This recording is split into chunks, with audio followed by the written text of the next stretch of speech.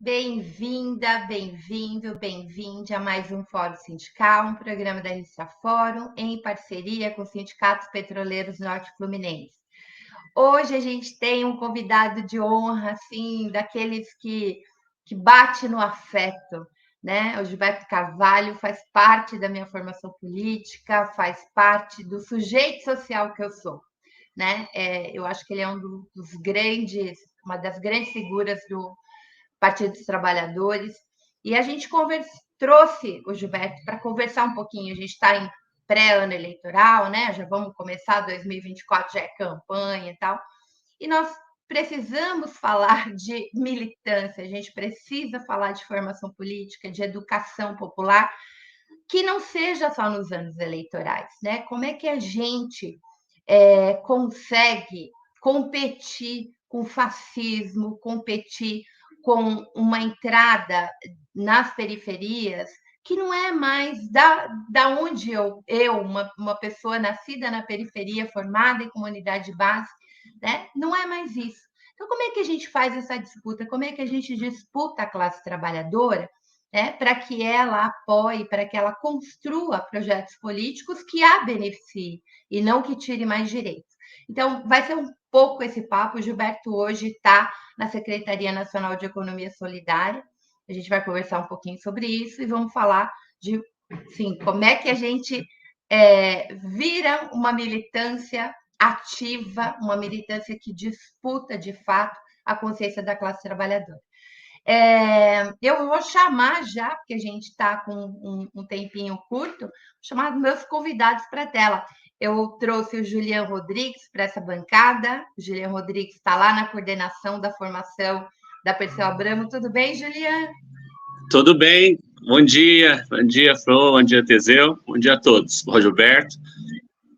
Então, a gente está gravando esse programa, tá, pessoal? Ele vai passar a noite, mas o Juliano está dando bom dia, porque é cedíssimo. A gente está gravando. Bom dia, boa tarde, boa noite. A gente acordou todo mundo muito cedo. Teseu, cadê você, Teseu? Tudo bem? Bom dia, Fro, Julian. Está aí no bastidor. Bom dia, boa tarde, boa noite também. É verdade. Esse programa, no Bom Dia, ele fica bom para a nossa reprise, que é sábado, 8h30. Então, a gente já está dando um bom dia. Não, muitas vezes a própria Fro fala, né, Fro? Bom dia, boa tarde, boa noite. Falo, porque no YouTube é assim, né? O programa fica lá, as pessoas nem sempre vêm ao vivo. Então, é isso. Qualquer horário que você vê, você é bem-vindo e a gente está te desejando tudo de bom. Gilberto, venha para a nossa canoa. Tudo bem?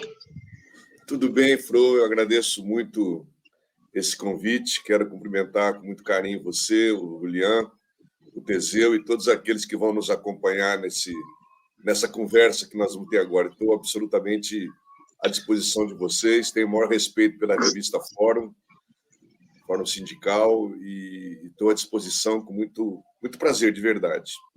E a gente também, viu, Gilberto? Porque se tem alguém que mora no nosso campo de afeto, é você.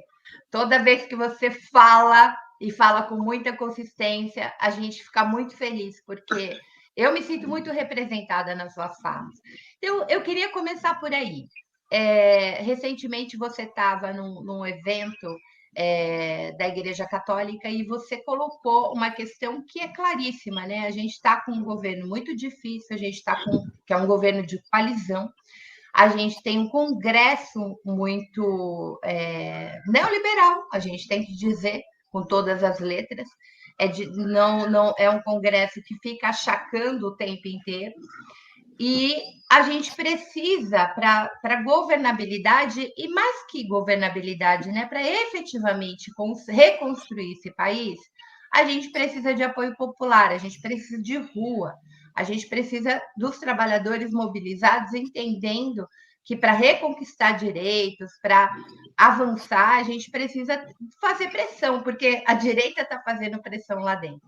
Eu queria que você fizesse uma brevíssima avaliação, você está agora na Secretaria Nacional de Economia Solidária, desse um ano, né? Esse um ano difícil, que não foi fácil, mas assim, quais são as ações e se você puder apontar já o que a gente vai viver em 2024, porque, Gilberto, A economia solidária é um espaço por si só de educação, né? De educação popular, porque os seus princípios da solidariedade,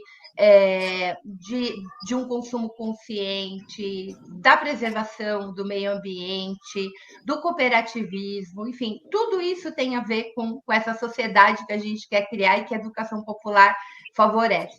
Queria que você fizesse um balanço breve, porque eu sei que seu tempo é curto, e aí eu vou já passar para os meus amigos e a gente continua nosso papo. Tá bem. Bom, é uma pergunta muito importante e, ao mesmo tempo, muito vasta, que é difícil sintetizar em poucos minutos, mas eu vou tentar. Chegando ao final de dezembro, eu acho que a gente olha para trás, a primeira coisa a pensar é como é que nós estaríamos agora caso aquele 1 milhão e poucos de votos tivesse ido para o outro lado.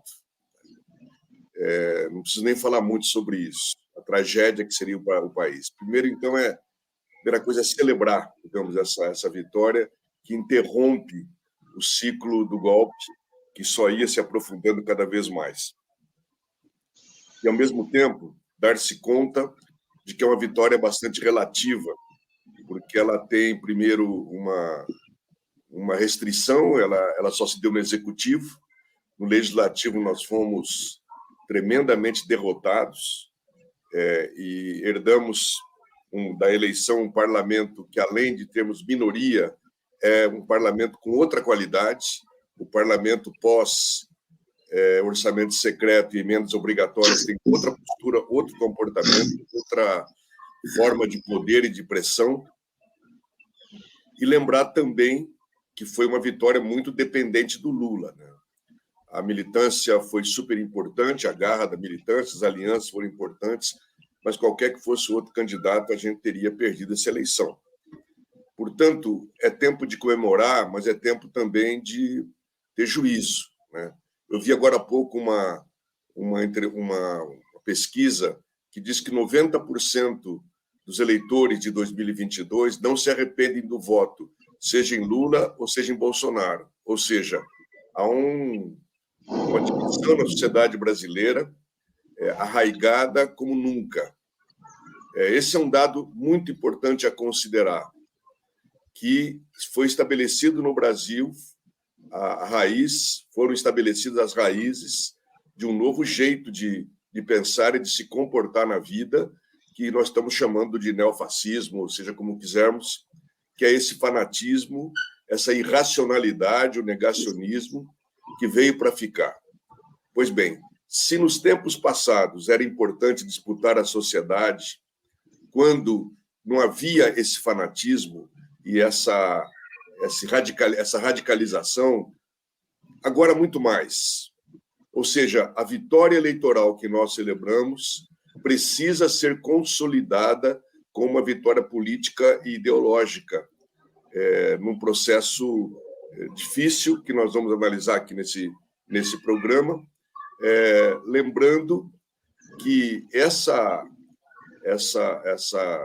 derrota do bolsonarismo, do Bolsonaro, não significou, infelizmente, tirado para baixo do tapete da história essa figura terrível que assombrou e vitimou o nosso país.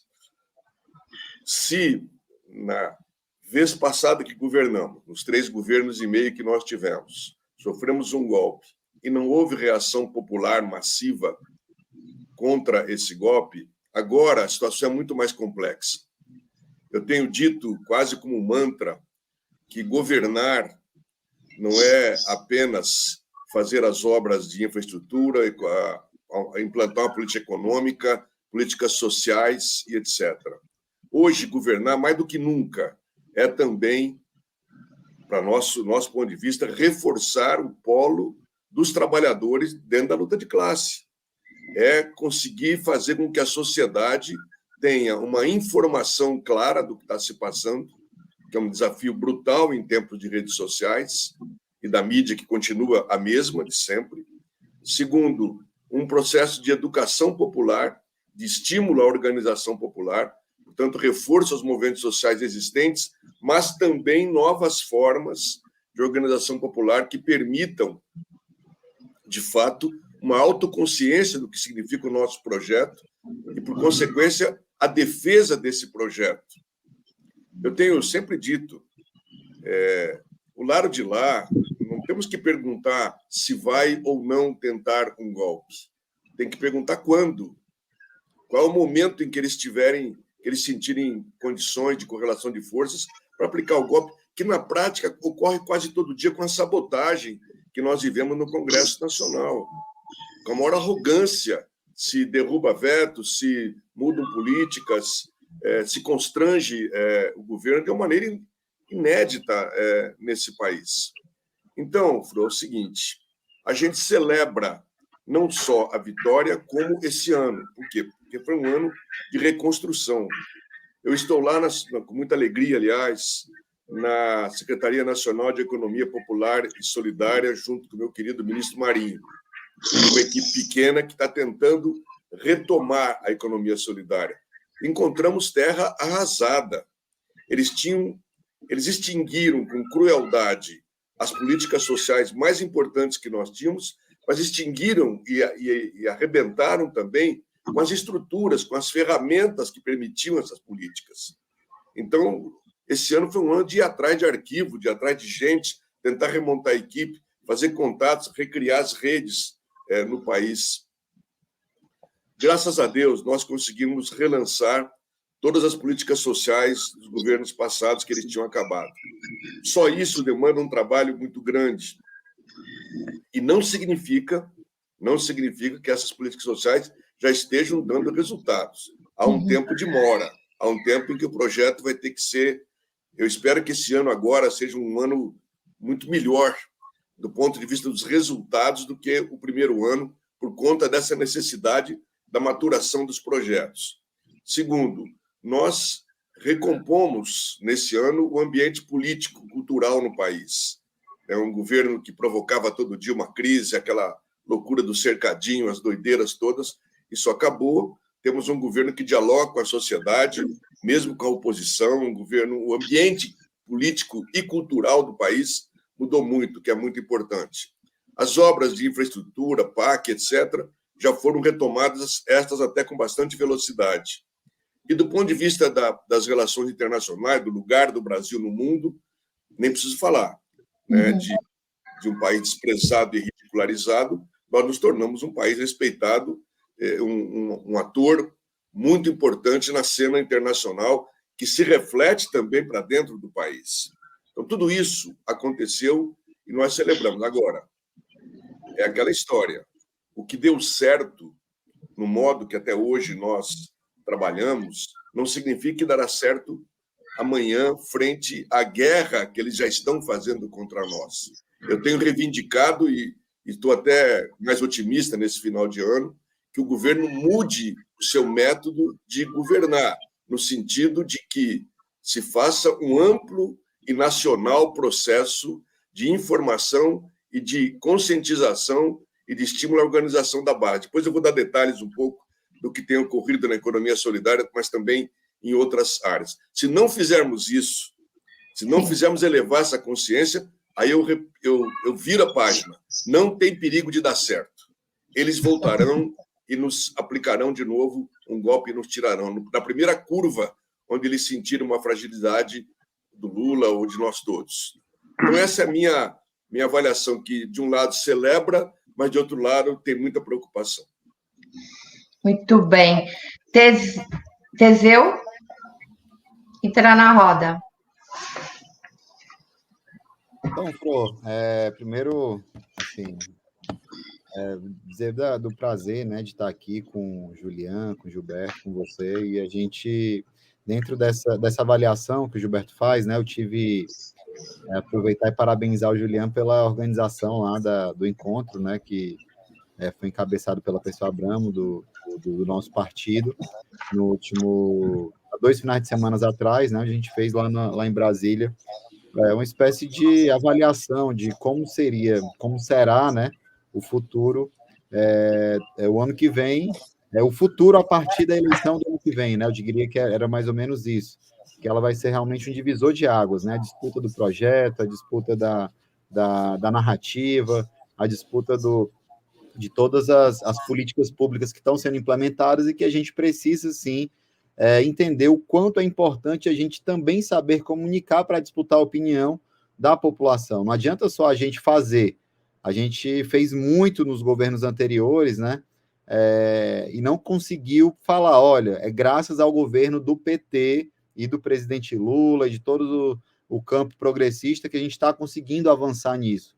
A gente teve aqueles episódios todos de 2013 para frente, com o governo tendo assim, índices, indicadores econômicos e sociais dos melhores que jamais foram vistos em 2013, 2014, e todo aquele clima de terror pintado no país. A gente não conseguiu ganhar e disputar a narrativa naquele momento. Então, eu diria que, além do trabalho de base em si, toda a nossa questão de comunicação, né, eu vi um passo importante, até o ministro Pimenta, o companheiro Pimenta, que já esteve aqui com a gente, né, Fro? Acho que mais de uma vez, e ele teve a iniciativa de colocar um portal que as pessoas conseguem encontrar por cidade quais são os planos que estão sendo feitos do governo naquela cidade. Então, a gente conseguir passar essa informação para toda a militância, e toda a militância fazer com que outras pessoas que não são do nosso métier, que não são militantes, elas também enxerguem isso, é fundamental para a gente conseguir, inclusive, constranger, né, Gilberto, Julian e Fro, o Congresso Nacional. O Congresso Nacional faz isso nas sombras, as pessoas não estão ali o tempo inteiro vendo o que é o que o Congresso Nacional está fazendo, né? E a gente teve agora, aí eu vou tentar puxar um pouco para a sua pasta agora, Gilberto. O Marinho teve lá com a gente também, enfim, teve uma mesa lá do pessoal sindical, onde o Marinho ficou lá na mesa, e, enfim, foi muito importante ouvi-lo, né? E a gente criou no último congresso da CUT a pasta da economia solidária, né? Dentro da CUT, né? O companheiro Greg, que está à frente da pasta, né? Ontem eu tive até com o Tadeu aqui, nosso diretor do Sindipetro NF, e que era diretor da FUP, e agora está lá na CUT, na comunicação da CUT, junto com a Maria, falando um pouco sobre isso. E eu acho que é um desafio grande, né? Eu que, quando era criança, Gilberto, meus pais, tanto pai e mãe, são militantes do PT também, né? O papai, inclusive, era setorial nacional de petróleo, gás e energia. Ele é o coordenador atualmente, inclusive, da pasta, do setorial.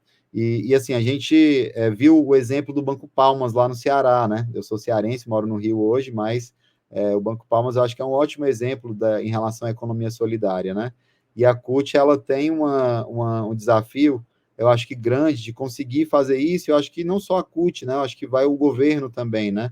E que, sem dúvida, poderá trabalhar em parceria.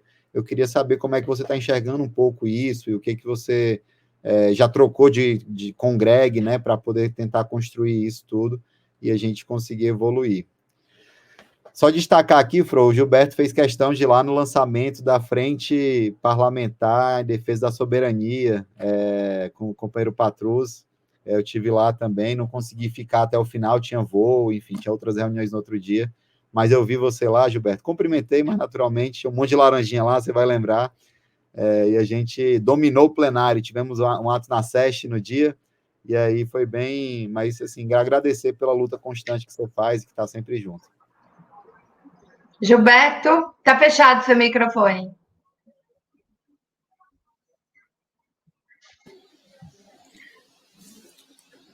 Então, Greg, desculpa.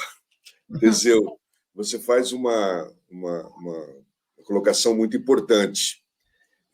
Nós estamos, de fato, buscando estabelecer, no caso da economia solidária, uma das alternativas da construção do que nós chamamos de poder popular. Porque, de fato, o que é a economia solidária?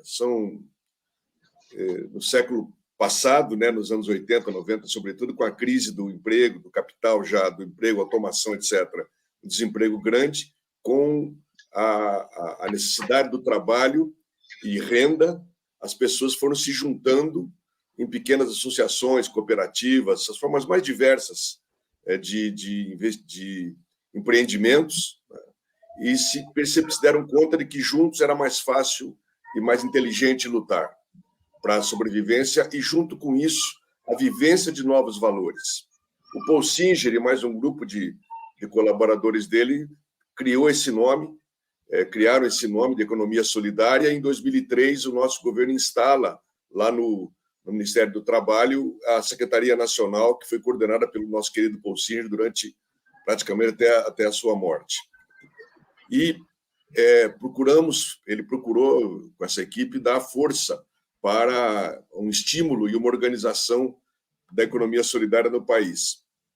Foi muito importante, porque foram criadas muitas redes, porque a economia solidária sozinha, um empreendimento, é muito difícil a sobrevivência. Então, foram criadas muitas redes. Nós temos hoje no Brasil a Unicafes, que reúne, sobretudo, cooperativas da agricultura familiar, mas também urbana, a Unisol, que nasce no ABC, que é mais urbana, digamos assim, a Unicatadores, que é esse fenômeno do brotar da organização entre os catadores desde 2003, quando o Lula começa a deliberadamente apoiar no nosso governo esse setor que era invisibilizado, e também a Concrab, que reúne as cooperativas do MST. Além dessas 4 cooperativas, 4 redes que formam hoje uma rede única nacional chamada Unicopas, nós temos a rede de gestores públicos, que são servidores que ficam do lado de cá do balcão, dentro do governo, apoiando e organizando a economia solidária. Temos a rede de universidades e institutos federais, dos incubadores. Temos um Fórum Nacional da Economia Solidária, que é muito importante, que é um fórum da sociedade civil. Enfim, se espraiou no Brasil essa rede. Agora, é uma área muito interessante, mas, ao mesmo tempo, muito frágil. Por quê? Porque nos últimos 6 anos ficaram absolutamente abandonados. Desde 16. O golpe. Desde o golpe. E há uma carência muito grande, seja de formação, de qualificação política, mas também técnica, porque você, para gerenciar um empreendimento de economia solidária, você tem que ter uma ciência, você tem que conhecer o que é o mercado, o que é o produto, como é que você disputa teu espaço, etc. Além do gerenciamento próprio do empreendimento. Mas também, sobretudo, ter uma autoconsciência do significado da economia solidária. A economia solidária não pode ser um grupo de egoísmo coletivo que faz o bem viver ali fechadinho numa pequena cooperativa que funciona bem, etc. Não. Ela não pode ser uma redoma, tem que ser um farol. Ela tem que mostrar que é possível vivenciar uma outra economia, uma outra forma de produzir, uma outra forma respeitando a natureza, tendo toda essa visão agroecológica, orgânica, da maneira de se produzir. Um outro modo de comercializar, nós batalhamos pelo comércio justo, onde quem produz ganha, quem comercializa ganha, mas seja respeitado o consumidor. E uma outra forma de consumo, porque esse consumo exacerbado que nós temos hoje está levando à falência do planeta. E, de alguma forma, a economia solidária antecipa valores que nós pregamos para o socialismo. Por exemplo, a questão da posse dos meios de produção. Você pratica a autogestão, você gerencia coletivamente, administra coletivamente e partilha de maneira igualitária os bens. Portanto, são valores novos e que nós aspiramos para uma sociedade futura.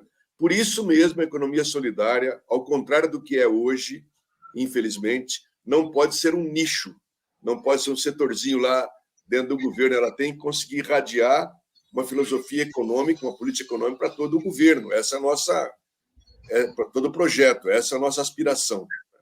Então, a gente saúda com muita alegria essa questão da CUT. Já estive com o Greg, estamos vendo como é que nós vamos, de fato, trabalhar em conjunto, porque o movimento sindical é fundamental para o nosso processo.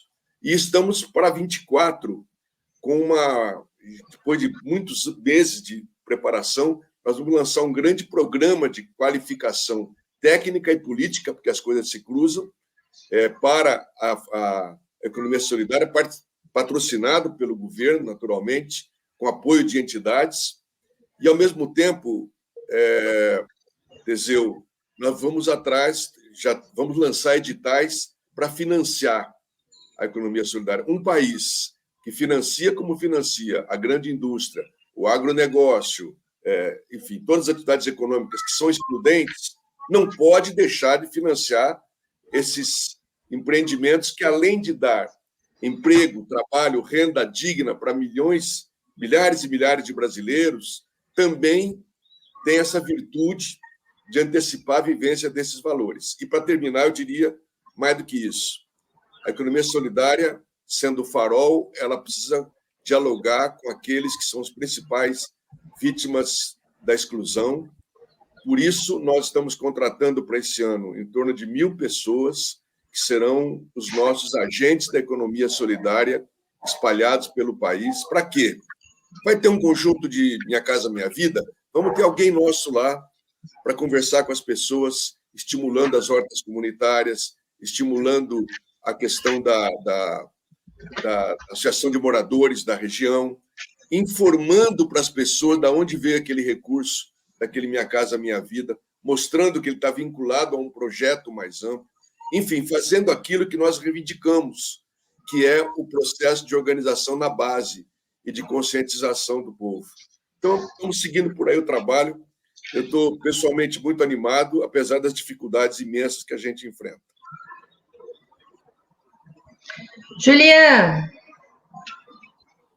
Bom dia, Fro, grande Gilberto, Teseu. Eu queria começar, Fro, puxando um pouco a sardinha para o nosso lado da formação, e o Gilberto também, né, está à frente desse trabalho há tantos anos, né, Gilberto, desde o Instituto Cajamar, ou antes até, e eu queria falar um pouco dessa questão dos desafios da nossa formação política no campo popular, né, na CUT, nos sindicatos, no partido, nos partidos, né.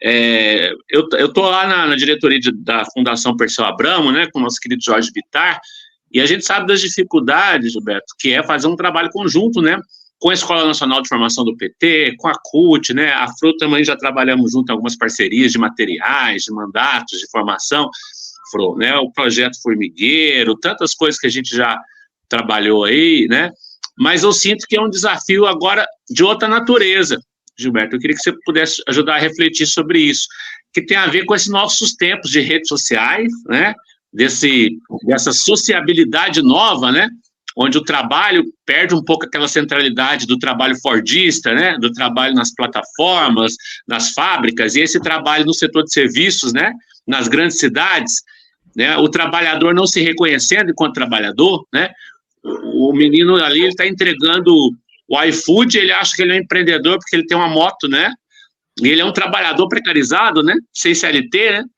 e a ideologia neoliberal entrou na cabeça desses uberizados, né, e eles acham que eles são empreendedores, né, então essa questão ideológica da classe, né, das novas formações, então isso coloca, eu acho, desafios novos para nós fazer uma disputa política ideológica, né, Gilberto? Então eu queria colocar isso nesse sentido, porque nós tivemos nossos primeiros governos e nós sabemos que uma das questões foi a mobilização popular, né, na hora que nós sofremos o golpe, nós não conseguimos enraizar as políticas, né? Então, essa coisa que você está falando aí dos agentes de mobilização mexeu de calor aqui o coração, que eu acho que devia ser uma política para todos os nossos programas sociais, né?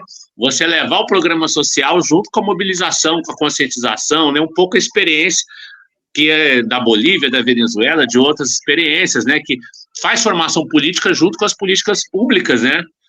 Como é que você vê esses desafios, assim, em tempos, para encerrar, neofascistas, onde o direito não é só o direito dos trabalhadores que é atacado, né, é o direito das mulheres, a própria existência de nós, LGBTI, o Gilberto foi sempre um aliado da nossa pauta, né, e aí eu termino com essa questão da mobilização popular e do governo, né, por que a gente não tem visto aí muitas questões das conferências que foram tão importantes nos nossos outros governos? Eu estou sentindo um pouco falta, Gilberto, dessa coisa das conferências nacionais, né? Nós tivemos a primeira conferência LGBT que o Lula abriu, por exemplo, foi um marco histórico na nossa luta, né? Como é que você encara essa questão, Gilberto, do governo, as políticas públicas vis-à-vis a mobilização popular nesses tempos neofascistas, resumindo assim um pouco?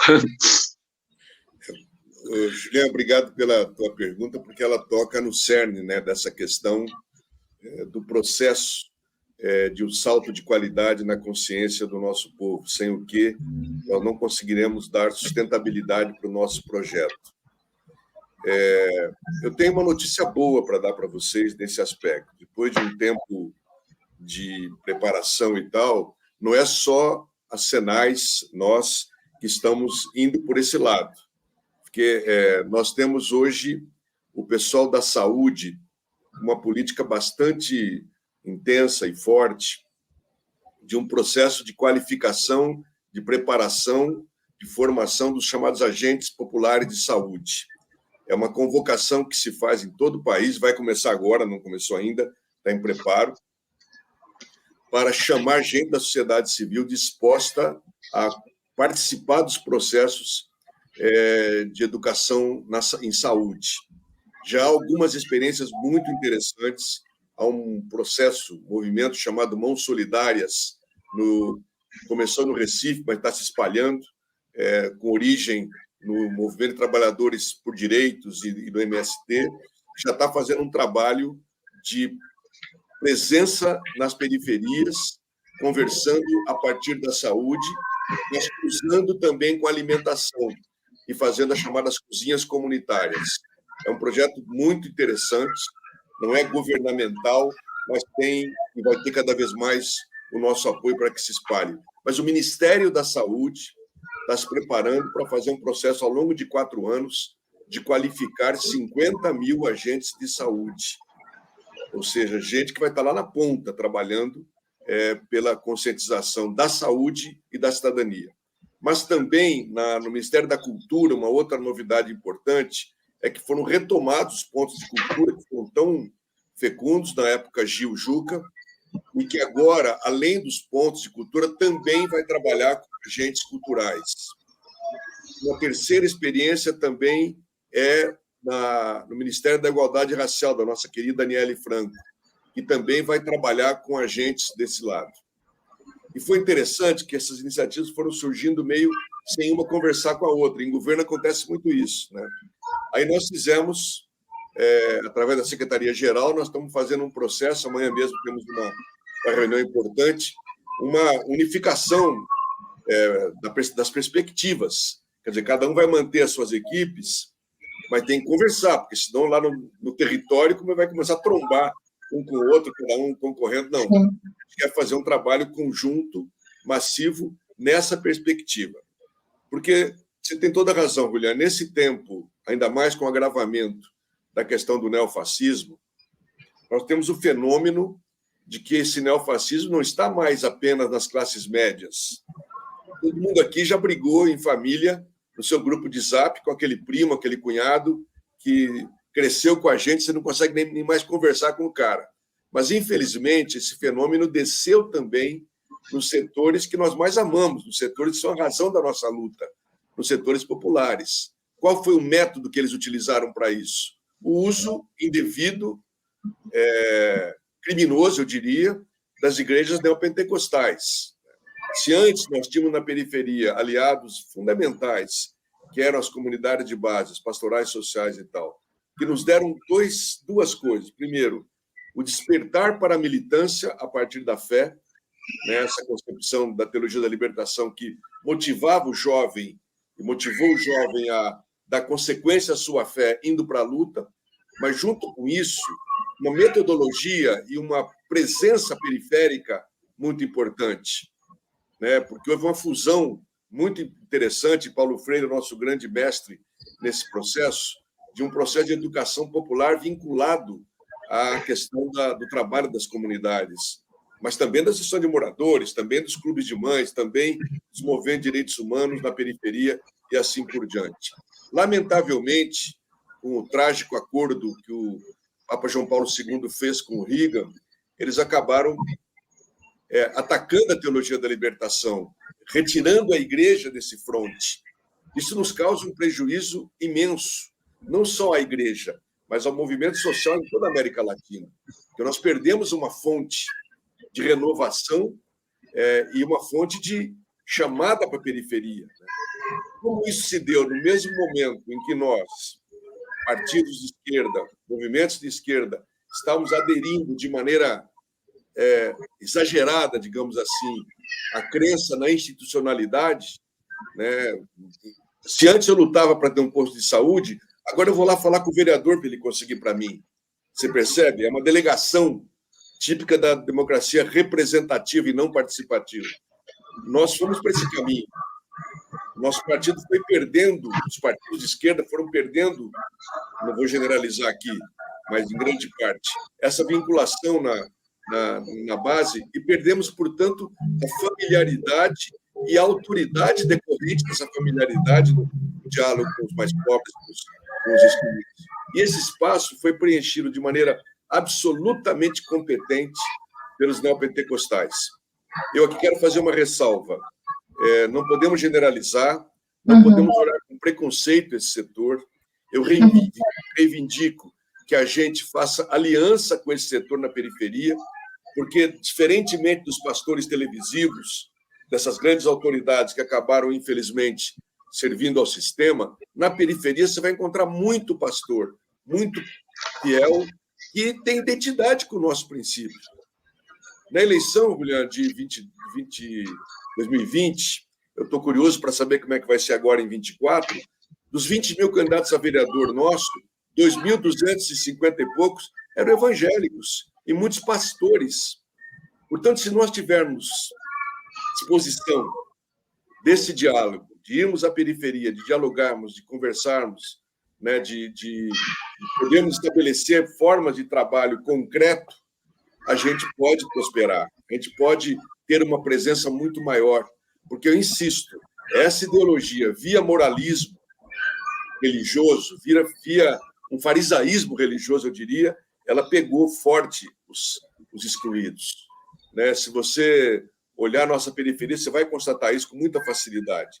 Então, acho que aí está um desafio para nós, que a formação, agora eu concluo, ela tem que ser diferenciada. A formação tem que nos empurrar para a prática e ela tem que ser a partir da prática das pessoas. Quando nós lançamos o Nova Primavera e a proposta dos comitês populares de luta, olha aqui, eu estou com a caneca aqui do Comitê Popular de luta do Jardim Botânico, que continua funcionando aqui em Brasília. A ideia foi essa, que você estimulasse o pessoal a ter organização periférica na base e fizesse uma educação popular a partir da luta do trabalhador, como nós fizemos historicamente. Agora, um acréscimo muito importante, que são as redes sociais. Esse campo onde nós continuamos a ser derrotados, e aqui eu faço minha reverência ao trabalho da Fórum, eu acho incrível o trabalho que vocês fazem, porque é uma dos pilares da nossa comunicação, aí, dos atores mais importantes. Nós temos que dar um passo gigantesco nessa... Aí nós estamos atrasados, nós estamos com dificuldade. Eu acho que aí tem um desafio para a juventude, a formação de brigadas juvenis de trabalho nas redes sociais, eu acho que é uma urgência que nós precisamos dar esse combate. Então, se complementa a formação, educação popular com comunicação nesse caso. Gilberto, a CUT criou, né, as brigadas digitais, ela nasce dessa necessidade de fazer a disputa dos projetos, né, dos trabalhadores. Mas eu quero continuar nessa linha, mas vou te colocar várias questões, assim, eu sei que o seu tempo é curto, então vou aproveitar. A primeira coisa, os editais do governo, e acho que isso passa um pouco por esse controle aí do republicanismo, esse medo de assumir, né, um lugar da ideologia. Os editais, eles, por exemplo, não permitem que sindicatos possam disputar.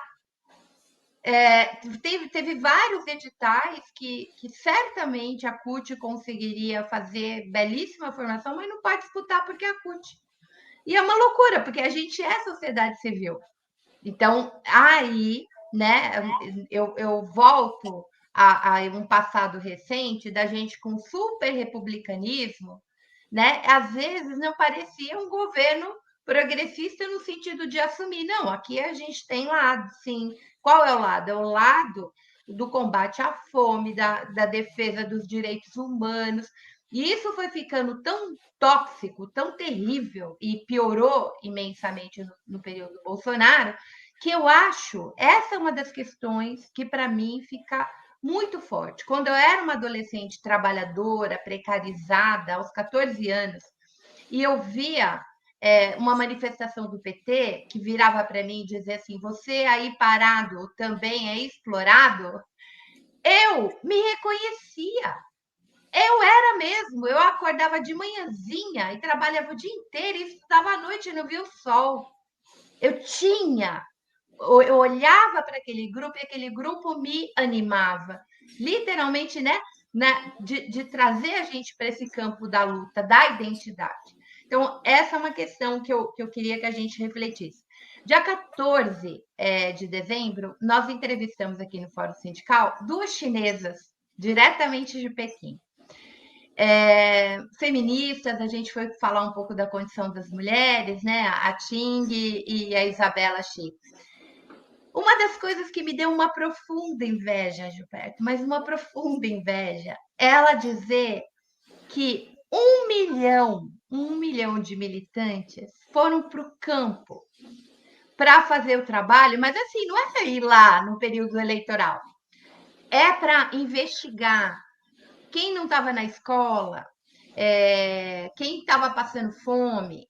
E depois desse trabalho, criaram 900 mil grupos, tipo os nossos de WhatsApp, para continuar esse acompanhamento, essa troca, etc. E depois foram mais 3 milhões de militantes, Gilberto, morar lá.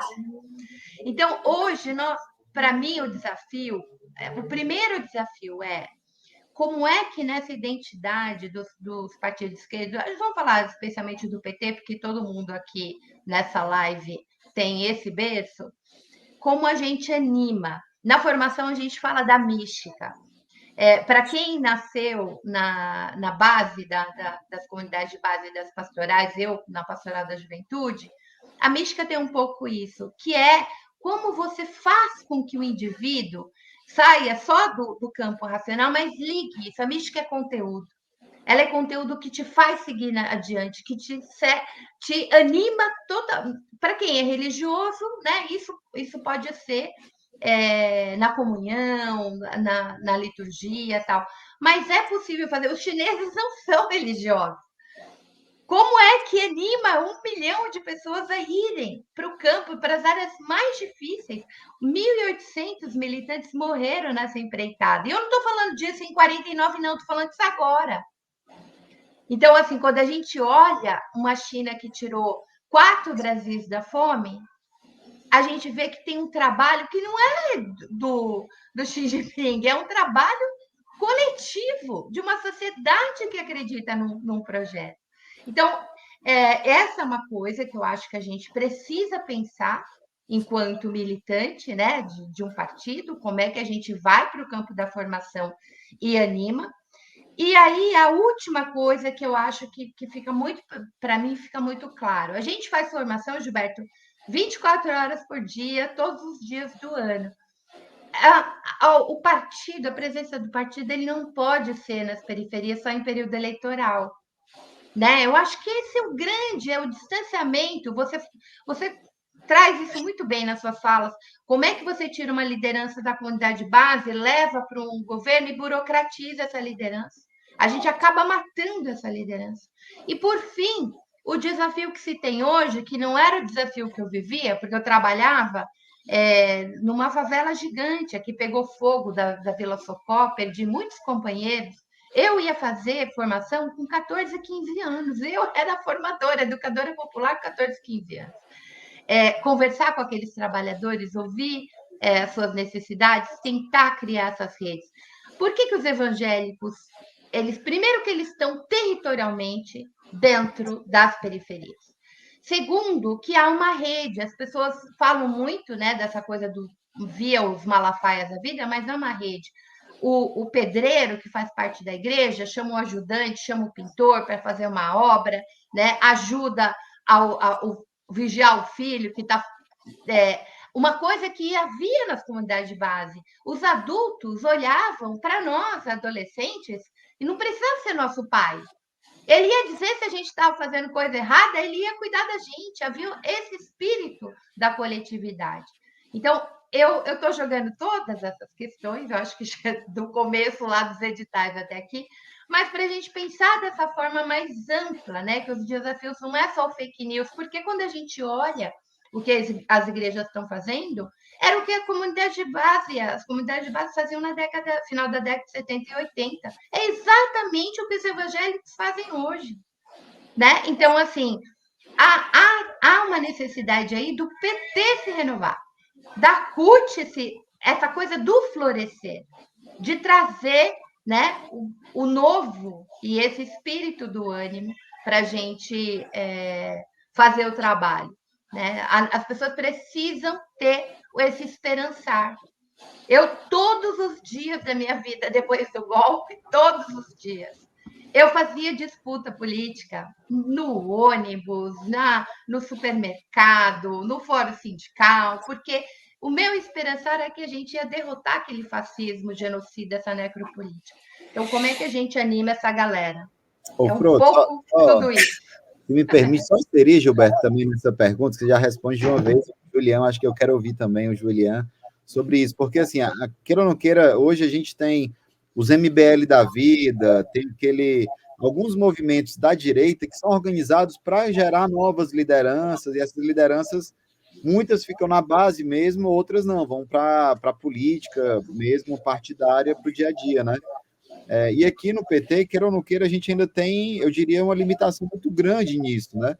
Ou você pega pessoas que vêm dos sindicatos e tal, e que conseguem fazer ali, mas a gente não tem uma coisa sistemática, como, por exemplo, a gente poderia ter no MST, de forma sistemática, organizada, olha, essas lideranças aqui, botar uma sala de aula aqui, esse pessoal todo que a gente vai treinar para eles virem no futuro para fazer trabalho de base, para fazer trabalho, quem quiser, quem tiver destaque, vai para a política partidária, vai ser candidato, mas formar nesse sentido, assim, eu acho que a gente ainda tem uma carência, e nós do movimento sindical acabamos tendo muita dificuldade de fazer isso, porque a gente, e aí eu falo em especial da Petrobras, por exemplo, que é a galera que já trabalha, já tem um salário, já tem. Você pega as igrejas que vão lá, muita gente tira a igreja como uma forma de sustento. Então, o pastor ele não está ali só por acaso, ele está ali também para sobreviver a partir daquela.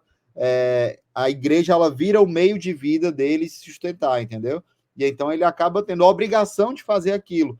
E a gente não consegue ter isso, sim, só para jogar um pouco mais de, de dúvidas e questionamentos na nossa cabeça aí, Gilberto.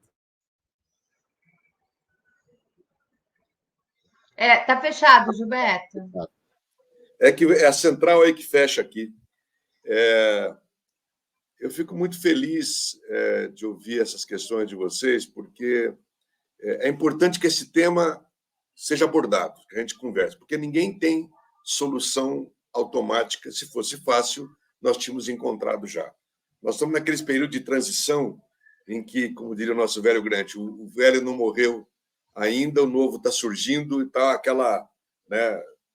Nós vivemos, nesse sentido, um momento decisivo.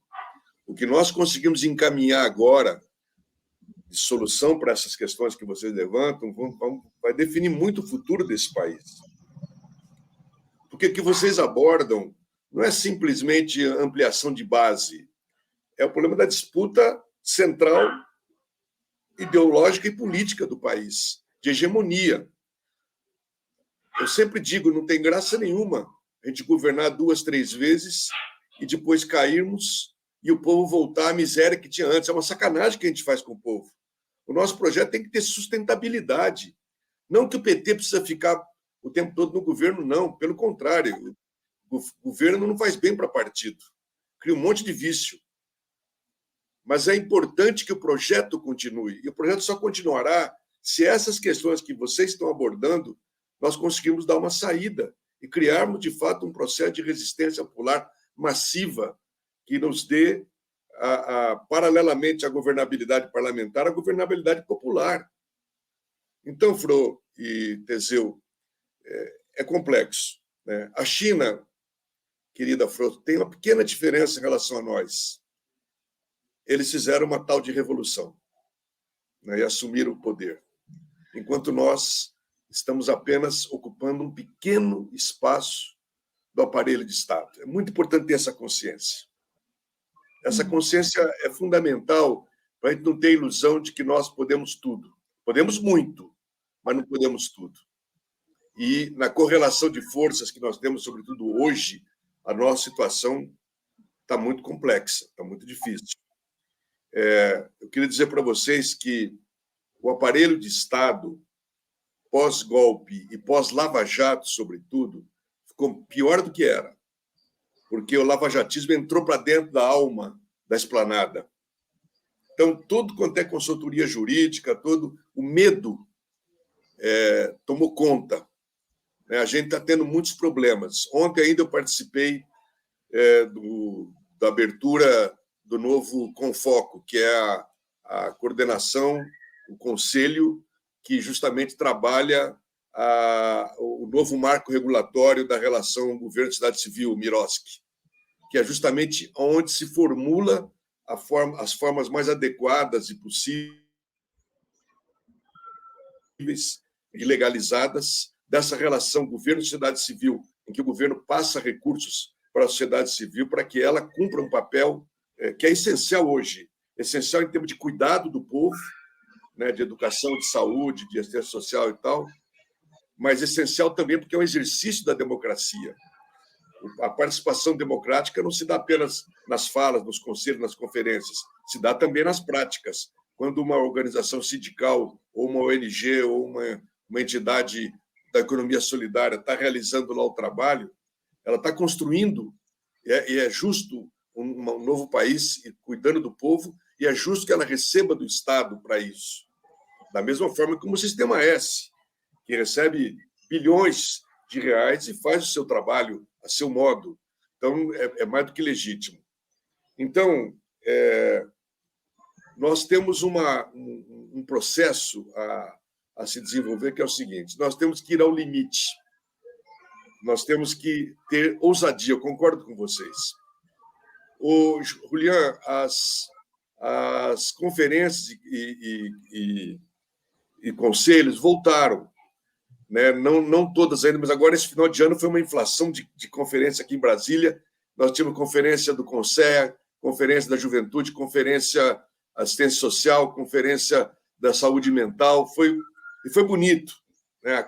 As conferências trazem a Brasília 3, 4 mil pessoas, 2, 3 mil, e são momentos de celebração, de revigoramento das pessoas. Os conselhos são importantes. Agora tem um problema: são instâncias de convertidos, são instâncias de gente que já está conosco. Vale porque é um reforço, vale porque contribui com o governo através das suas críticas, das suas sugestões, do tensionamento que se faz conosco. Agora, elas precisam ter uma porosidade. É preciso que os militantes não achem só bom vir a Brasília porque vem de avião, porque tem uma diária, porque vai ficar num hotel melhor do que a sua casa. Não pode ser isso, senão se vicia o cidadão. Nós temos que ter uma participação popular capaz de mobilizar, de dialogar exatamente com essas periferias. Então, isso que a Fro cita da China, nós podemos fazer no Brasil, não, evidentemente, com a intensidade que eles fazem lá, né? Porque os números chineses são todos números muito diferentes dos nossos. E aí cruza com esse tema da juventude. O que dá tristeza hoje, seja em grupos de igreja que eu frequento, seja em grupos de reflexão política, seja em comitês populares, é o envelhecimento nosso, né? É difícil ter um jovem numa instância dessa. Mas a pergunta que nós temos que fazer é o seguinte: o que motiva um jovem? Qual pode ser o elemento que faz com que o jovem saia, como você saiu, Fro, aos 14 anos, do seu anonimato, da sua comodidade pessoal e vá em direção ao outro? Qual é a mística, para usar a tua palavra, que faz com que o jovem... Porque no nosso tempo era mais fácil. Sim. Pode parecer louco eu falar isso, porque era o tempo da ditadura. mas as coisas eram mais nítidas. Eu lá, um belo dia, larguei a universidade, eu estava fazendo teologia, fui morar numa favela, fui trabalhar numa fábrica como peão anônimo, fiquei 10 anos na fábrica trabalhando, enlouqueci quase a minha mãe, mas para mim era fácil fazer aquilo, porque tinha um horizonte muito nítido, era a construção do socialismo com as mãos nossas, era mudar o Brasil, a gente acreditava com muita... Tudo isso foi mudando. Essa coisa da realidade virtual atrapalha pra caramba a cabeça, quer dizer, dimensiona, é muito interessante, tal, mas atrapalha para a cabeça, confunde. Todas as certezas que nós tínhamos foram caindo. O Lula tem falado muito disso, ele tem falado, ao modo dele, da retomada de uma espécie de novo projeto Rondon, uma chamada dos jovens. E eu acho que há caminhos para isso. O jovem se mobiliza e tem, portanto, essa vontade de entrega por causas que valham a pena. Essas questões, por exemplo, de ir à periferia, para trabalhar com a questão da fome, para trabalhar a questão da saúde, são elementos mobilizadores. Então, eu acho que o que está faltando muito para a gente é nós, os dirigentes, tomarmos iniciativa de propormos essas ações. Nós vamos ter uma grande resposta. Se eu convido um jovem para entrar no PT, assim, ele vai ser viciado logo em querer ter um cargo de assessor, não sei o que lá, tal. É uma tragédia, é uma tragédia. Eles adquirem os nossos vícios sem adquirir as virtudes que nós tínhamos no nosso período. Então, nós temos que oferecer alternativas. Essa é a nossa responsabilidade. E a formação do jovem necessariamente se dará a partir desta prática. Porque também ficar enchendo a cabeça dele teoria não vai resolver. Tem que ter isso... eu sempre digo, quando você tem um horizonte nobre, você joga tudo em função daquele horizonte nobre. Você tem isso que é a mística, Você se entrega por um princípio de amor, de entrega real. Se você tem um horizonte limitado, ganhar uma eleição, montar um aparelho, não sei o quê, você perde também a mística e a tua ética também fica relativizada, porque entra no vale tudo. Você não tem mobilização interior, espiritual, não no sentido religioso, no sentido da interioridade das pessoas. Então, eu acho que o desafio nosso é aprontar para a juventude. Nós temos essa responsabilidade, temos que conversar muito sobre isso, para esses caminhos, para essas alternativas. Eu citei o Mãos Solidárias do Recife, mas há muita outra coisa. Mesmo na economia solidária, há muito campo em que a juventude pode trabalhar, E eu acho que isso vai nos ajudar a ir construindo aos poucos, e sempre vamos ter clareza disso, não se constrói num ano, 2, 3, essa história de educação popular e de resultados. Deus nos deu uma janela, o povo nos deu uma janela, que agora restam 3 anos. Se o Lula tiver saúde, se Deus quiser, vai ter mais 4, mas 7 anos num ciclo histórico é nada. Então, nós temos uma urgência de aproveitar esses 7 anos para construir uma base que nos dê resistência e profundidade para o nosso projeto continuar. Gente, Gilberto, você precisa ir, Não, eu ia... O Juliano, tadinho, está aí coçando para fazer a última questão. Você dá 5 minutinhos ou não? Não sei. Dou. Vamos lá, Juliano. Vai, Juliano. Você vai fazer a nossa última pergunta. Está fechado, Juliano. Desculpa, gente. Esse gancho aí do final, que eu acho que é o principal desafio nosso mesmo, que é o desafio da luta política e ideológica.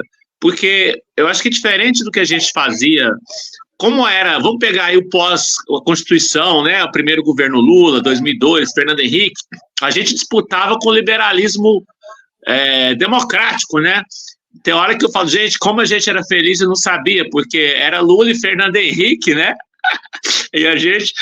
E agora eu acho que a disputa mudou de patamar no mundo todo, Você tem o Trump, tem a Meloni na Itália, tem os Le Pen na França.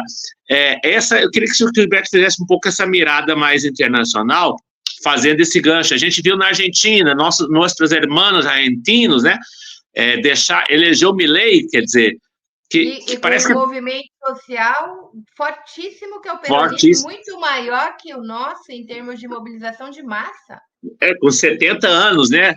A gente tem 50, 70, 80 anos de peronismo, né? Então, se o Gilberto pudesse fazer esse gancho mais com a questão internacional e o papel do Brasil, né? E essa disputa, como é que você vê, Gilberto, essa disputa cultural em termos internacionais mesmo, né? Como eu disse, o neofascismo no primeiro mundo, né? E na América Latina, né? Como é que você tem visto essa resistência na América Latina, vis-à-vis essa extrema-direita que parece que veio para ficar, né, no mundo todo, assim, né? Qual que é? Porque senão fica parecendo que nós estamos isolados aqui no Brasil, né? E como você disse, o governo Lula foi um respiro, né? A vitória foi um respiro, mas era muito pequenininha, né? Como é que a gente amplia forças nesse contexto internacional? Era isso. Essa é uma questão que nos deixa muito perplexos e, eu diria, pouco otimistas, né? Porque esse avanço da direita internacional, ele é um avanço muito conectado, né? Há pouco tempo, conheci uma pesquisadora que está fazendo um trabalho extraordinário, mostrando, por exemplo, as conexões. Nós falamos muito de evangélicos aqui, mas esquecemos de dizer da direita católica, que é fortíssima, que hoje resiste à onda do Francisco, ou seja, tudo que o Francisco chega muito pouco ao Brasil, em função de uma direita que afronta, inclusive, a autoridade do Papa, né? Nós antes reclamávamos do Bento, mas nós não nos insurgíamos. Eles não, eles se insurgem e não obedecem e vão para cima. E essa pesquisadora nos mostrou a rede de conexão baseada na Europa, de financiamento da direita católica no Brasil, né? Que é pior do que a Opus Dei, que a gente era acostumado a conhecer. Então, há, de fato, uma rede pelo mundo. Você citou os casos desses países todos, né? Tem que pensar a Ucrânia também, com aquele cara que está lá, que tem uma coisa de fascismo, de nazismo impressionante, a Hungria, né? Que é o Orbán, que é amigo do nosso Bolsonaro, etc. E eu confesso que a Argentina me assustou muito. Eu, até a última hora, achava que todo aquele movimento social e a consciência média que os argentinos têm nos livraria desse cara, né? E não foi assim. Tudo bem que não podemos analisar que o desastre econômico que foi o governo anterior, que levou a essa... facilitou, digamos, o caminho do Milei, né? Mas você olha, e mesmo as reações que a oposição tem no Chile, na Colômbia, a derrota agora do Equador, enfim, o quadro internacional, de fato, não é auspicioso. Os Estados Unidos, os vacilos do atual presidente faz com que o Trump seja favorito, né? E assim por diante. Então, por isso que eu acho que essa ação que o Lula desenvolve, que o nosso governo, quando eu falo Lula, eu quero falar Lula, Celso, Mauro, toda a nossa política internacional, desenvolve, é da maior importância para tentar juntar aquilo que ainda nós temos para reagir a essa ofensiva. E ela tem, o que nós precisamos entender também é isso, ela tem uma profundidade diferente do que era a direita anteriormente. Eu sempre digo, a direita tinha meios de comunicação, muito dinheiro, poder econômico, mas não tinha militância. Essa é a diferença agora. Eles têm militância. Ela está meio encolhida agora, depois do 8 de janeiro, num certo medo, mas é evidente que eles estão aí e está muito claro nessa pesquisa que eu acabei de citar, que se 90% não se arrepende do voto, nem no Lula, nem no Bolsonaro, significa que as coisas nós não conseguimos avançar. A própria pesquisa de avaliação do nosso governo mostra isso. Então, eu diria o seguinte, do ponto de vista internacional, essa ofensiva que nós estamos fazendo, o fato de ocuparmos a presidência do G20, do Mercosul, o fato de reagruparmos, digamos, essas forças, é de capital importância para fazer frente a esse avanço. Agora, ao mesmo tempo, olhando para dentro, a gente percebe que a nossa tarefa se tornou exponencialmente mais difícil, mais dura, porque eles conseguiram juntar o pensamento de direita liberal, conservadora, capitalista, com o moralismo popular, e essa junção deu uma liga terrível para nós. É como que se colocasse um muro entre nós e o povo, a partir das mentiras, a partir das falsidades, das meias-verdades. Então, nosso desafio se tornou ainda maior, mais difícil. Por isso que eu digo que nós não podemos perder um minuto. Essa janela é curta, nós temos que aproveitar. Ter governo não é ter poder, mas é ter muitas facilidades, né? Eu insisto nessa afirmação. Governo bom não é só o governo que faz as boas obras e tal, é governo que é capaz de potencializar, de fazer crescer as forças populares. E aí, de fato, o tal do republicanismo, entre aspas, é péssimo. É um medo sem base, né? Não temos o poder total? Não temos, mas temos espaços, temos possibilidade. É uma burrice a gente não aproveitar esses momentos para fazer crescer esses processos. Eu me lembro muito, eu sofri muito no primeiro governo Dilma, quando nós tentávamos mostrar à presidente que o Minha Casa Minha Vida, entidades, recebia o dinheiro e fazia muito mais casas e com muito mais qualidade do que as empresas, mas não, se insistia na linha de fazer com as prefeituras e MRV, que depois virou esse bolsonarismo maluco que tem por aí. Ironicamente, né, era difícil receber os movimentos sociais, mas quando veio o pau, o que foi para a rua? Foram os movimentos sociais a nos defender. Então, eu acho que nós não podemos repetir os erros do passado. Há uma urgência e há necessidade de uma inteligência política capaz de nos fazer aproveitar ao máximo esse momento para reforçar isso que eu chamo do polo dos trabalhadores, os movimentos sociais, as novas formas de diálogo com as periferias desse país. Eu peço muitas desculpas a você, mas eu tenho que sair correndo daqui agora para um compromisso que já estão me esperando. A gente agradece muito, Gilberto. Você renova as nossas utopias. Então, é muito bom a gente terminar o ano ouvindo você e começando, porque o Fórum Sindical, esse programa vai ao ar em janeiro, mas é bom renovar as energias e as utopias também no começo do ano. Você quer falar mais alguma coisa? Não, eu só quero agradecer muito, cumprimentar muito você, Flor, por tua teimosia nessa... Eu sei que não é fácil, né? A você, todo o pessoal da Fórum, agradecer muito ao Teseu, ao Julián. Foi uma alegria encontrar vocês. E acho importante a gente fazer essas conversas, porque só conversando muito nós vamos encontrar um caminho. É um caminho que nós encontraremos juntos ou não encontraremos. Muito obrigado. O Fórum Sindical está sempre aberto para ti, Gilberto. O problema seu é a agenda. Eu sei.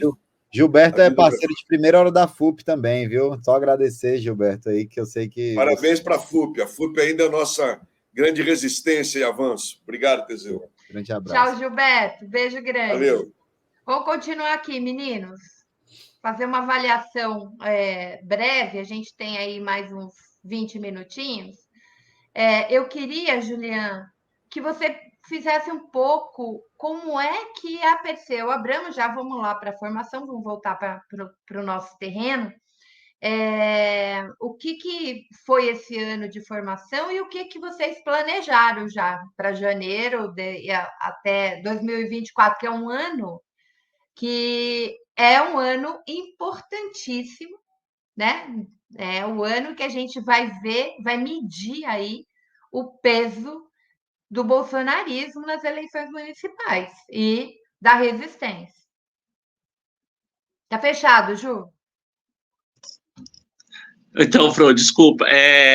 Obrigado pela oportunidade de fazer um jabazinho, então, né, aqui, do trabalho que o Jorge Bittar tem liderado lá. Eu junto com o Jorge, temos trabalhado na diretoria de formação da Fundação Perseu Abramo, né? Que nós temos uma dificuldade, Fro, que você sabe, que é articular as iniciativas de formação do nosso campo. Então, o PT tem secretaria estadual, municipal, nacional, nós temos a escola nacional e tem a fundação, e às vezes a gente tem uma dificuldade de montar um sistema nacional de formação, que é a grande meta aí, mas você sabe que são vários atores e atrizes, protagonismos e tendências, e às vezes a gente não consegue articular assim como poderia. Mas a gente tem feito um trabalho assim interessante em várias áreas. Nós lançamos, por exemplo, 2 livros já, né, nesses 2 anos aí de mandato. Começou com o Lindenberg Farias e agora com o Jorge Bittar. Nós lançamos um livro sobre o fascismo, né, coordenado pelo Lincoln Seco, o pessoal do GEMARX, e lançamos um livro agora com o pessoal da Unicamp, a Juliane Furno, o Pedro Rossi, um livro sobre economia, né? A gente fez uma entrevista com a Ju sobre o livro, isso, que está bem didático, bem bacana. Bem didático, todo desenhado, assim, lembra aquele material antigo lá dos anos 80 que a gente gosta, que é um material de educação popular mesmo, né? Apesar de ser um livro denso, né, assim, do ponto de vista, né, ele não rebaixa, mas ele tenta uma linguagem mais acessível, né? Então, lançamos esses 2 livros e a gente tem feito cursos, né, de formação de dirigentes, assim, entre aspas, né, que, na verdade, são cursos mais... nós vivemos aí no EAD ainda, na educação à distância, que é o que tem como hoje fazer, né? Nós não temos condições de fazer, por exemplo, grandes cursos nas capitais, né, cursos presenciais. Então, a gente tem discutido aí de formatos híbridos, mas, por enquanto, a gente continua fazendo cursos educação à distância. Então, se entrarem lá no site da Fundação Perseu Abramo, é só jogar Fundação Perseu Abramo no Google, tem lá a área de formação. Então, a qualquer momento, as pessoas podem entrar lá e fazer os cursos, eles continuam todos disponíveis, né? E quem faz os cursos todos pode pedir uma certificação, que às vezes é importante também, né? Então, nós fizemos aí esse curso sobre economia, o curso sobre fascismo, né? Estamos fazendo esse curso aí para o ano que vem, estamos preparando em algumas novidades, né? Fizemos agora um curso também sobre a questão eleitoral, né? Enfim, de formação aí para as eleições. O ano que vem vamos fazer outros cursos aí também nessa linha internacional.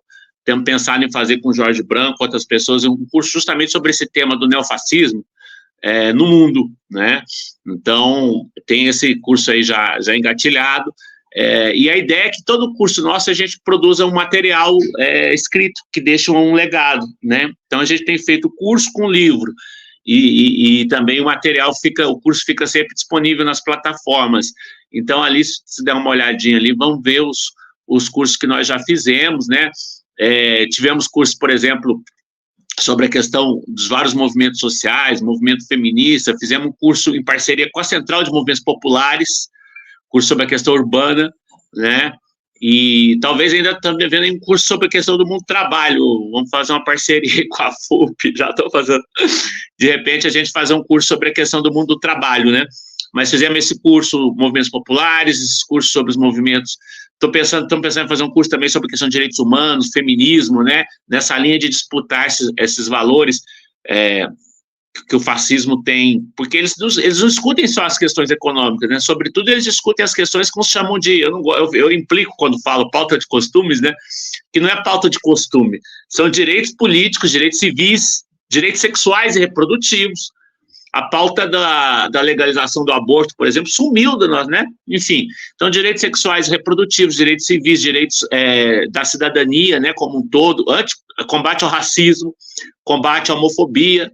Enfim, nós temos uma pauta que o neofascismo atacou demais, que nós estamos muito preocupados em como que lidar com isso no nível da formação, porque a nossa militância, de certa forma, também foi afetada por esses valores, né, Fro? A gente vê o machismo muito presente no nosso campo, a homofobia, né, o capacitismo, a questão das pessoas com deficiência, são 20 milhões de pessoas com deficiência. Eu sempre lembro aqui, quando eu falo, fico emocionado da nossa querida Adriana Riga, que nós perdemos, aí faz um ano, né, que era também colaboradora da Fórum, militante da área de pessoas com deficiência. Enfim, então temos algumas pautas que estão meio invisibilizadas, que a gente quer, na formação também, trazer um pouco, fazendo cursos, fazendo livros, né? Então, estou muito feliz com essa questão internacional, que a gente fez uma parte do fascismo com o livro, a questão da economia, que é um tema, viu, Fro, só para terminar, que o pessoal fala, mas a economia é muito difícil, é uma forma da elite deixar, né, ali uma coisa como se fosse acadêmica, como se o trabalhador não pudesse entender o que é o investimento público, o que é o mercado. Então, a gente procurou aí esse curso. Depois, se puder podemos deixar até o link aí dos cursos da Fundação, seria legal quem quiser fazer. Então, é isso que a gente tem feito lá, e se tiver uma proposta aí, Fro, até falei com o Rovai, da gente fazer também alguma coisa na área de comunicação. Nós já fizemos, foi o primeiro curso que a gente fez logo quando o Lindenberg assumiu, um curso muito interessante sobre a questão da comunicação, também está à disposição lá, tem módulos sobre Facebook, sobre Twitter, sobre redes sociais, tem vários módulos, né? Então tá lá também esse curso, foi o primeiro curso que o Lindenberg fez, o Mercadante pediu muito, o Lindenberg, né, assim que a gente assumiu, ele estava tocando, e agora o Bitar. Então, assim, essa turma do Rio é muito boa, né, Fro? Então, a gente tem aí também muita facilidade para trabalhar. O Bitar é uma pessoa que vem lá do PCB, antigo, um quadro histórico nosso, muito bom de trabalhar. Então, nós estamos trabalhando aí, Fro. Se tiver algum propósito, algum projeto aí para a gente trabalhar o ano que vem junto, fazer alguma parceria, estamos à disposição, viu? Tá bom. Depois você me manda os links que eu boto Tá. na descrição do programa. Eu acho, o MST também sofre disso, né? De ter a Escola Nacional e ter a diretoria de formação, e às vezes você não consegue, quando você quer fazer as coisas conjuntamente, que tenha, que se dialogue. A CUT tem, isso é incrível na CUT, porque a CUT tem a Política Nacional de Formação. Ela tem a Secretaria Nacional, as secretarias estaduais, as secretarias de ramo e as escolas sindicais, uma por região. Só que todos esses entes, conjuntamente, fazem seus planos estaduais, o plano do ramo, o plano das escolas, e se junta num grande espaço deliberativo, no sentido de dizer qual vai ser o nosso plano nacional, considerando os desafios locais, regionais, de categorias. E aí se faz, e é a única forma de se fazer formação sem recurso, se faz inclusive os cursos presenciais, 2022-23, a gente formou 280 educadores militantes que vão fazer o trabalho de base nos sindicatos, vão fazer a formação de base nos sindicatos. Nessa parceria, a gente chamou a Secretaria das Mulheres, de Combate ao Racismo, da Saúde do Trabalhador, enfim, e a gente tirou como estratégia que 50% fosse público feminino. E aí fizemos, associada ao curso de formação de formadores, que é um curso de educação popular, né, que você explica os fundamentos aí freirianos da educação popular, e a gente incluiu módulos de combate ao racismo, de gênero, enfim. Teve de qualificação profissional, que é outra disputa que a CUT faz bem, porque tem uma história aí, né, da educação integral e que faz essa disputa com o Sistema S. Mas, enfim, paralelo a esse curso que era presencial e durou 2 anos, a gente fez com as mulheres no virtual, específico de negociação coletiva e políticas públicas. Gente, a gente vê o resultado no Congresso. A quantidade de mulheres, de jovens que vão ocupando, que estão fazendo disputa para as mesas de negociação, a gente já vê. 2 anos de formação, você já vê isso assim, muito fortemente. Além da beleza que foram as místicas, e que era toda essa galera que participou da formação. Eu acho que é uma cultura. Desculpa, Fran. Não, é só falar. Eu acho que é uma cultura de formação que a gente perdeu em algum momento na esquerda e que a gente tem retomado aos poucos. Só para te dar um número aí, nós tivemos cerca de 22 mil pessoas que participaram dos diversos cursos AD, online, né? Mas e aí a gente tem um cadastro, tem um mailing.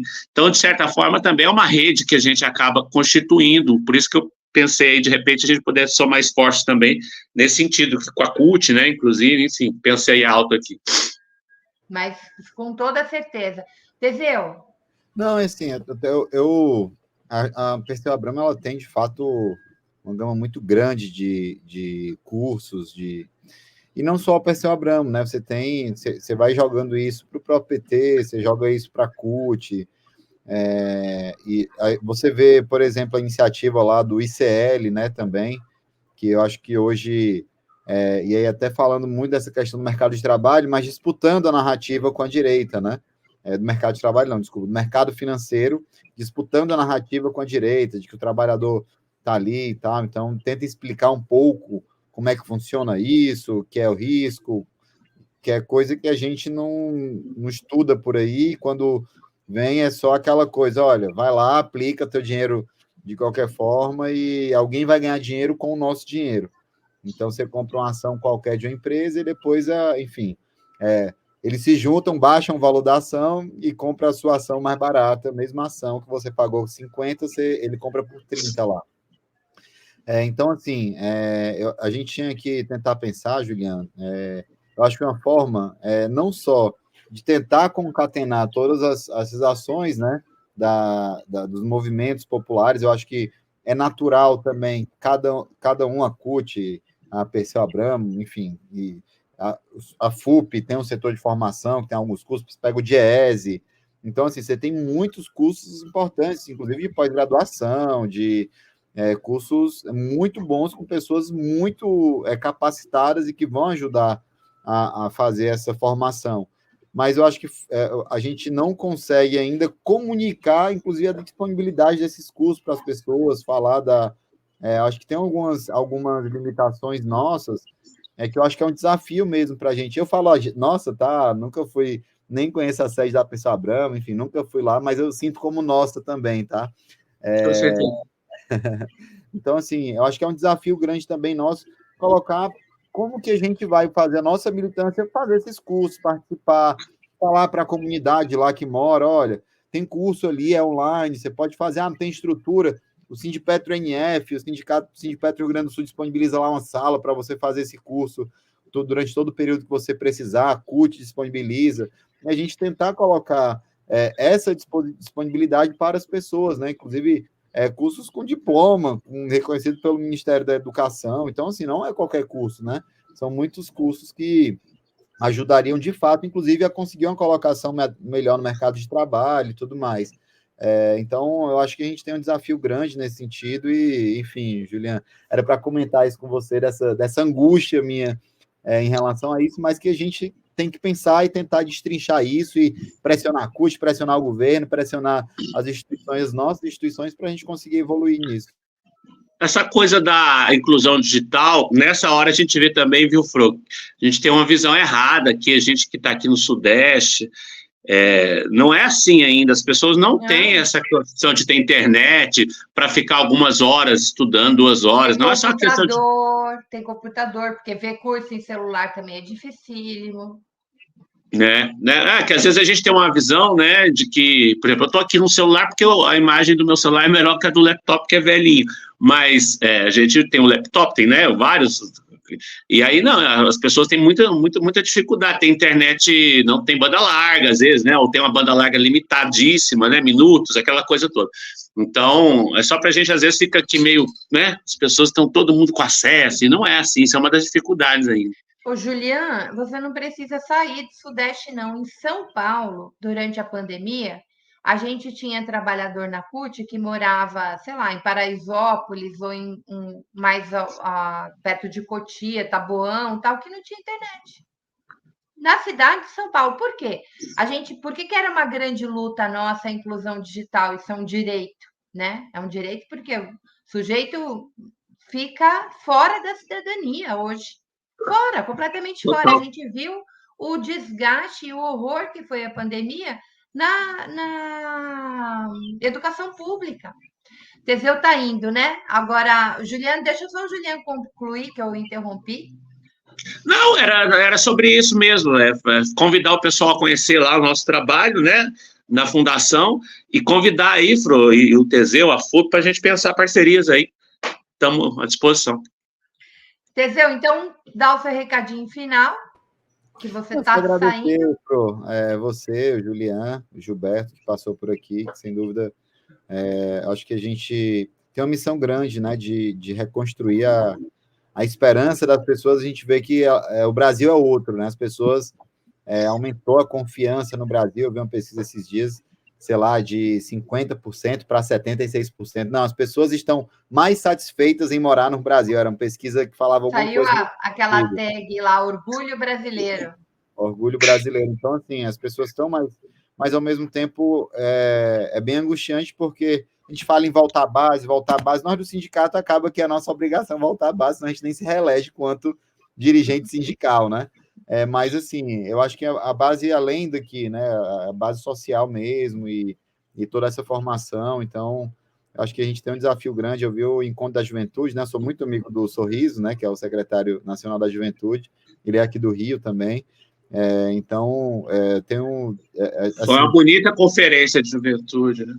Isso. Então, foi acho que dá esperança ali ver a casa cheia e tal, as pessoas empolgadas. Vi também muitos comunicadores que tinham ali o sonho de ver o Lula, e uma galera, pô, com 500 mil seguidores que não conseguia ter ido numa reunião assim ampliada com o Lula e tal, coisa que acaba sendo natural para a gente que está no dia a dia, está na CUT, está no FUP, está na Pessoa Abramo, de vez em quando a gente está ali, o presidente vai e tal, as pessoas viam assim e não conseguiam chegar lá. Isso empolga as pessoas de o Lula falando, as mensagens que o Lula passa, né, nesse olho no olho, né, tocam muito mais o coração das pessoas do que... Então, assim, isso ajuda também a difundir essa vontade, essa garra das pessoas estarem mais na ponta, fazendo estudo e fazendo esse trabalho de base. O trabalho de base, assim, eu tenho uma visão de que essa questão do digital, a gente tem um desafio muito grande, porque todo mundo, mal ou bem, com celular mais velho ou mais novo, com celular... assim, a gente vê uma dificuldade, de fato, para a pessoa sentar e estudar e ter uma boa estrutura, mas ali no celular, a pessoa vai ali na casa do vizinho, bota no Wi-Fi, fica vendo ali, vê o Instagram, vê o Facebook, vê o TikTok, e vai vendo ali as redes sociais, o WhatsApp, né? Então, a gente tem um desafio grande, porque isso também é ferramenta de formação. É aquela informação que você dá lá, um influencer qualquer bota ali, o governo Lula está dando isso, não é de graça, da classe trabalhadora e tal. Isso é formação também, né? Eu tento fazer um pouco isso nas redes sociais, mas, assim, naturalmente, é uma bolha muito pequena, muito restrita, é muito focado nos petroleiros, que, assim, é uma realidade completamente paralela da grande massa do povo brasileiro, né? Mas é só agradecer a todos vocês e dizer que a gente está aqui sempre à disposição. Estou na diretoria agora, Fro, a gente está meio sem se encontrar muito, porque como eu estou na diretoria agora também da FUP, de Relações Institucionais e Jurídicos, tenho estado em Brasília toda semana, quinta-feira é um dia de Brasília ainda, né? Então não temos conseguido ficar tanto tempo juntos. Mas é isso. E a gente está com saudade de você no Fórum Sindical. Em compensação, a gente já conversou com Alexandre, quinta-feira agora vai vir Marcelo Nunes, Johnny vem participando bastante, Bárbara, muitas vezes. Então, a gente tem tido praticamente a diretoria do Sindipetro contribuindo aqui no Fórum Sindical. Aliás, gente, o Sindipetro está fazendo um trabalho maravilhoso para criar um protocolo para a saúde do trabalhador em relação ao Covid longa. Muito, muito, muito importante, junto com a Fiocruz. Esse, para mim, é um papel tão incrível do sindicato, porque a partir do que o Sindipetro realizar, vão trabalhar principalmente com trabalhadores de offshore, você consegue, por exemplo, uma CAT, né? Você consegue transformar isso de fato em algo que o trabalhador pode ser reabilitado, realocado, tá? Consta, né, como um direito se ele precisa de afastamento, enfim. Muito interessante, a gente vai acompanhar isso bem. Fizemos uma entrevista com as pesquisadoras que estão com esse projeto, e o Alexandre participou, e vai ao ar também em janeiro. Sobre a Covid longa, só uma sugestão de pauta aí também para vocês, um tema para vocês pensarem aí, as questões relacionadas à saúde mental. Eu tenho acompanhado um pouco, há uma epidemia aí de sofrimento psíquico no pós-Covid, gente, que é um negócio impressionante, viu? Eu acho que talvez a gente, até de repente fazer uma pauta aí sobre essa questão, que eu acho que tem muito a ver, afeta aí os trabalhadores também, e vocês sabem que o estigma sobre a saúde mental é muito forte, porque se você está com alguma doença física, tudo bem, vai ao médico, afasta. Agora a saúde mental é uma coisa fica meio, principalmente para os homens, por conta do machismo, é uma coisa pesada, isso aí é frescura, né, isso aqui, e nós estamos vendo aí uma epidemia, uma verdadeira epidemia de sofrimento psíquico. Só chamar atenção sobre isso, tem a ver também com a Covid longa, os 2 anos de afastamento, enfim, várias questões, né? É pós-Covid e pós-governo Bolsonaro, viu, Juliano? É verdade. Um fator que é incrível, muitas pessoas, assim, o ambiente de trabalho ficou mais hostil, os direitos diminuíram, os salários diminuíram, e as pessoas, enfim, estão se recuperando ainda disso, né? Mas eu vou precisar sair, pessoal. Um beijo. Beijo, Teseu. Um abraço, Juliana. Tchau, valeu, querido. Tá, Juliana. Eu pedi para a Fro seu número. Tá bom. Passar. Pode passar. Obrigado, querido. Fórum Sindical sempre construindo redes. Julian, suas últimas, seu recado final para a nossa galera e a gente vai encerrando. É só agradecer mais uma vez o convite. Fro, sempre um prazer estar aqui, ela nos convoca, nos convida, a gente vem, e deixar um beijo para todo mundo, lembrando que mais um tema aí, né? Que calor, né, gente? Vamos ter que discutir também a aceleração das mudanças climáticas aí. Então, para o ano que vem, muitos desafios e que as eleições possam ser um momento de debate político, cultural e ideológico, né? Porque os caras estão aí, né? O fascismo está aí, meu recado é esse, a gente ganha um respiro, vamos aproveitar e vamos para cima, curtir aí o final do ano, mas muita luta pela frente ainda. Um beijo para todo mundo, espinha reta, coração tranquilo e mente serena para todo mundo.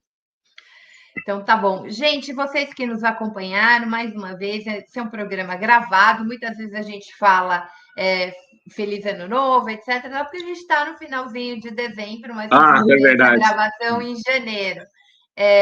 E a gente espera vocês toda quinta-feira e vamos trazer essas pautas incríveis. Eu tô até agora, assim, quando eu disse para o Gilberto Carvalho que foi muito bom conversar com ele nesse exato momento, porque renova as nossas utopias. Galeano diz, para que serve a utopia? A utopia serve para a gente seguir em frente, ela é o horizonte. Sem utopia, a gente não segue, né? Por que as pessoas ficaram tão tristes e por que a depressão, a síndrome de pânico acometeram tanta gente pós-pandemia? Porque a gente viveu essa necropolítica, a gente viveu um genocídio, a gente viveu ataques de direito, a gente viveu um discurso de ódio profundo, né, que mexeu com as nossas relações mais íntimas.